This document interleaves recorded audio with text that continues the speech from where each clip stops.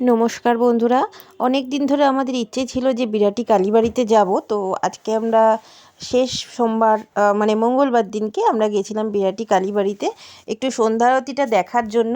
তো সন্ধ্যা আরতি দেখো শুরু হয়ে গেছে, আর প্রচুর ভক্ত সমাবেশ হয়েছে এখানে।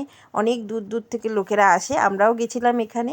মিষ্টিকে নিয়ে গেছিলাম, দেখো কি সুন্দর মন্দিরটা, বেশ ভালো লেগেছিল পরিবেশটা। তো সন্ধ্যা আরতি দেখে আমরা ওখানে একটু পুজো দিলাম। আমরা যেই সময় গেছিলাম মোটামুটি সন্ধ্যা আরতি শুরু হয়ে গেছিলো, একটু আমাদের যেতে দেরি হয়েছিল। তো সন্ধ্যা আরতি শেষ হয়ে যাওয়ার পরে দেখো মাকে ভোগ নিবেদন আমরা করে দিলাম। ভোগ নিবেদন বলতে গেলে পুজো দিয়েছি। তো সেই পুজো দিয়ে মিষ্টিকে দেখো একটু খাইয়ে দিলাম, আর মিষ্টির বাবা আর আমি সবাই মিলে প্রসাদ নিলাম।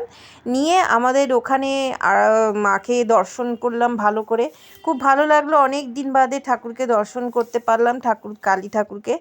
আর ওখানে একটা শিবলিঙ্গ